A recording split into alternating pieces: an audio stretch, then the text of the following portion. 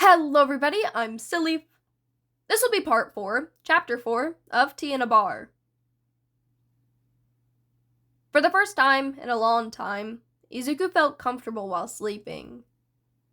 There were no nightmares, no flashes of red dripping from flowers onto his hands, or red dripping from the rooftop's ledge where his shoes were sat neatly next to each other. There was no red from his eyes that looked at him with hate he could never truly understand. There was no red from burned skin and cuts, or from blood staining the cloth Yagi-san carried with him. There was no red dripping from the katana in Stain's hands, or pulling underneath Ida's pierced hero costume. There was no red slowly staining his uniform. Izuku didn't hate the color red, but whenever it showed up in his dreams, it was never good. So it was a nice change to see that it wasn't making an appearance in his dreams. That it was not making him want to stay awake and avoid the sweet call of sleep. He could barely feel any aches in his hand. Instead, it actually felt quite warm. Warmth in the past had always meant burns, explosions, and pain, but this warmth was soft and didn't burn. He made sure to pull it closer. After all, he could feel it chasing away the aches. And he slipped deeper and deeper into unconsciousness. At one point, he could have sworn he heard someone whispering something, as if it was in his head. 9th. Izuku, please rest. Sleep will keep the nightmares away. With that, Midoriya slipped away, burrowing into the warmth that seemed to now surround him. When Shigaraki had finally come out of his room, it was to hear Compress say, "Oh, but it is." The sight of Dabi looking defeated, while his hand was being held by Midoriya. Midoriya, who was still asleep. "Why is the brat holding your hand?" Shigaraki heard Dabi mutter. "How the hell should I know?" Before Toga was coming up to him with a frown on her face. "Izuku-kun's name isn't Brat. Don't be so mean to him. He's really nice." "When I call him, should it He's pulling your hand closer. Spinner started laughing, pointing at Midoriya. When Shigaraki looked back at Dabi and Midoriya, he could see how the boy was pulling Dabi's hand closer. It almost looked as if he were trying to cuddle the flame user. "It's not funny, Spinner. I can't get him to fucking let go." Shigaraki raised an eyebrow. Can't get Midoriya to let go? How hard could that be? As if she could read his mind, Magne explained. "Apparently the green bean is strong. He's not even using his quirk, but we haven't been able to get him to let go of Dabi's hand. The little guy isn't even hurting his hand, but he's damn strong for someone that small." Shigaraki turned to look at Kurogiri, who was calmly cleaning some glasses from across Midoriya behind the counter. "Is this true, Kurogiri?" "Yes, Tomura. Midoriya fell asleep, and they tried to wake him up to no avail. Then he grabbed Dabi's hand and has not let go." "Tch. Oh, don't me dustfuck." Dabi sneered at Shigaraki.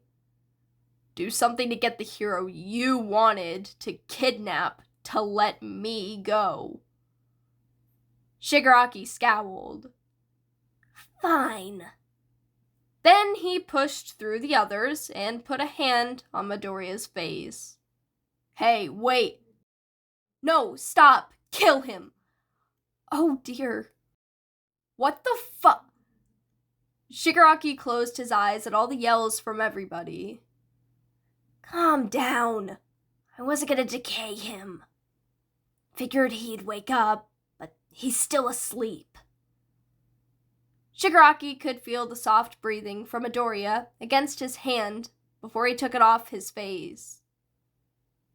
He really did think that if anything was going to wake up the kid, that it would have been his quirk. Midoriya had already seen it in action, and what it could do. Except, the hero student showed no signs of waking up, even when his life could have been ended if Shigaraki simply put his pinky down on the kid's freckled face. I guess he isn't gonna wake up, Shigaraki said simply, completely ignoring everyone's affronted looks. Yeah? Thanks for pointing that out and scaring the shit out of me, you asshole. Dabi glared at Shigaraki. Now what the hell am I supposed to do with this? He gestured to the green-haired boy. Get comfortable. Compress snickered along with Spinner. I should just set you all on fire. See what's so funny about that. Dabi muttered. Oh, come on, Dabi. Izuku-kun's just holding your hand, and he looks really happy sleeping. Maybe you could move him somewhere more comfortable, and then he'll let go? Toga suggested. And where exactly would that be? The couch, or maybe Shiggy's bed? I'm not going into Shigaraki's dusty-ass room. Probably give Midoriya and I a goddamn asthma attack.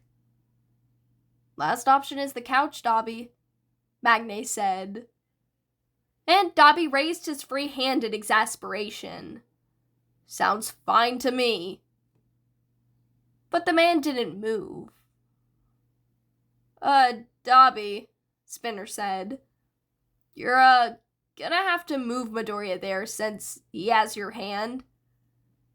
Dabi sent a deadpan stare. You expect me to somehow get this kid all the way to the couch by myself, even though he has what seems to be an unnatural grip on my hand? Is that what you're telling me, Spinner? 'Cause I want you to think real hard about what you say to me. You know what? I'll help you get him into a position to carry him, alright? Spinner nervously said before letting out a sigh of relief when the flame user didn't react badly. What happened in the next few moments was truly a sight to see. Spinner had first lifted Midoriya's head to put him in an upright position, but in doing so, he forgot to support the boy's head as it started to fall backwards. The boy's body started to lean back against the small backrest, a backrest that would not stop the boy from falling off the chair. Luckily, that was narrowly avoided by Magne stepping behind him and steadying his head with her hand, while another hand was on his shoulder. Oh wow, his hair really is soft. Toga poked Magne. I want to touch Izuku-kun's hair. Toga, now is really not the time. Magne was interrupted by the sound of Dabi muttering curses at Spinner. Apparently, Spinner had pushed Midoriya a little bit too far to the left, and therefore into Dabi. Magne had been distracted and didn't stop Midoriya's upper body from falling into Dabi's chest. The look Dabi was sending towards Spinner was balanced out by the fact Midoriya seemed to look even more comfortable leaning against his chest. Spinner, I swear to God you better wipe that smile off your face before I burn it off. Spinner brought up a hand to cover his smile that didn't seem to be going away, and he tried to speak through the laughter that was starting to come out as well. I'm sorry, I can't. It's just that he looks so comfortable and, oh my God, he's pulling your hand closer. I I can't. Please don't burn me. Come on, man. Spinner's plea was less than convincing due to the fact of the tears coming out of his eyes and the smile he had stopped trying to hide. Also, because alongside his plea, Dabi could hear the various snickers and laughs coming from the others in the bar. Even Shigaraki had a smirk on his face, and Kurogiri somehow looked amused. Meanwhile, Dabi was attempting to ignore the fact that Midoriya seemed to be pressing himself closer to his chest and pulling his hand in more, when they heard a silent mumble of "warm" come from the green-haired boy. They had to dodge the flames Dabi sent towards them. That didn't stop them from laughing, though. "Looks like the Midoriya likes you," Shigaraki said, eyeing the knife Toga suddenly started playing with. Dabi snorted and looked down at Midoriya. The kid's cheek was pushed up against his shirt, and it looked like he was smiling. He could feel the green hair brushing against his collarbone. Damn, was it soft. Magne wasn't kidding, he thought. It reminded Dabi of when he used to carry one of his siblings around after a tiring day. They had always curled up to him because of how warm he was. Dabi never thought he would be experiencing the same thing since getting all the scars he did. They tended to deter anyone from getting close to him. But there he found himself, in the bar with a bunch of villains, a freaking hero student, sleeping against him like a damn cat. "Spinner, help me with his leg so I can take him to the damn couch already." After a few more moments, and Dabi glaring at Spinner, Dabi managed to pick Midoriya up. It had taken some thinking, considering how the kid wouldn't let go, but they managed in the end. Toga had been quick to compare Midoriya to a princess from the way Dabi was holding him. "Yeah? Well, this princess isn't exactly light, so get out of the way." "It seems that the hero will not let go anytime soon," Compress said. It didn't take a detective to know that the man was smiling behind his white mask. When Dabi had finally made it to the couch and set Midoriya down, the boy did not let go. In fact, he had almost pulled Dabi onto the couch when he tried to pull away. So there Dabi was, sitting on the couch with Midoriya's head on his lap, as the kid now had a firm grip on his left arm. Toga sat right beside the flame user, as she wanted to play with Izuku-kun's hair. Meanwhile, Dabi was nursing a drink that Kurogiri had so graciously given him. He smirked when he caught Shigaraki eyeing his drink. Shigaraki gave Dabi the bird before going back to playing on his game console. It was rather late, but Shigaraki didn't feel like sleeping. Not that he usually has issues with sleep. Apparently, it was a little different for Midoriya. Shigaraki didn't think that the green-haired boy would have stayed asleep the way he did if he had actually gotten a decent amount of sleep.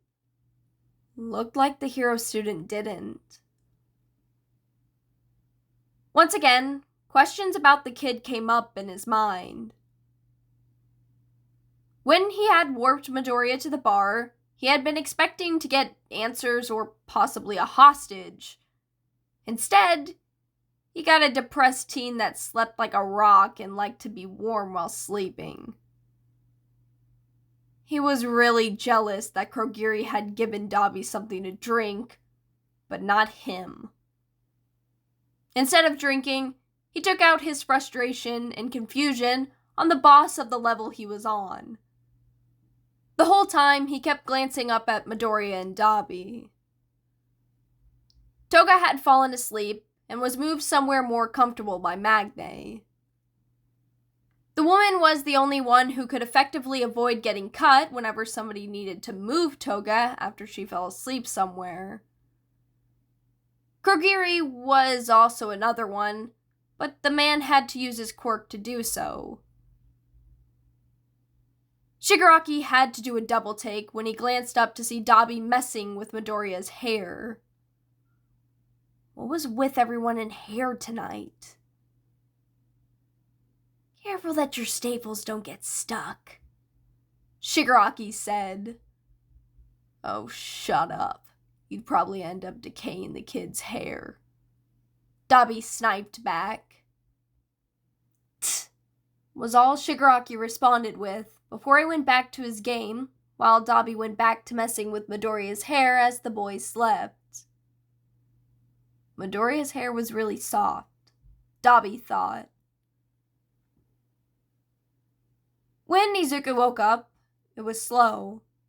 There was no gasp for breath, and there was no scream that died in his throat. Instead, there was the sensation of something messing with his hair and warmth. He groaned and moved his face from whatever he had burrowed it into. When he moved, the hand in his hair stilled, then disappeared. Izuku decided to open his eyes. He found himself looking up at the man who had introduced himself as Dabi. He had black hair, turquoise eyes, and scars that were held together by staples. From his position, Izuku realized that he had ended up sleeping on Dabi. Huh. Didn't expect that. Morning, princess, Dabi said to him with a lazy smirk, but Izuku could see how Dabi's eyes were trained for any sudden movement if he decided to try something. Not that he would. It was rather comfortable after all. Morning, Dabi. Alright, everybody, that concludes Part 4, Chapter 4 of Tea in a Bar. I've decided to try something different with my videos, as you can see, if you're a viewer that stays to the point that you see the end card. There is one now. The drawing, the little animation, thank you, Bomb. I love it. It was actually a little joke that was made a while back about me being the quote-unquote son of Bakugo and Izuku because of how I look. But please let me know any feedback you have for the end card. After all, this is a new thing, and I've had music in my videos in the past, and it didn't really turn out well, but considering the music was throughout the video rather than just at the end, I think this counts as being different. But anyway, it's almost 12 o'clock in the morning, and I need sleep. So on that note, please make sure to check out the Discord if you haven't already, if you would like to get updates easier, get connected with people within the fanfiction community, make requests for a PODFIC, and more. The link to the server will be in the description. Now, I hope you enjoyed, and thank you for listening.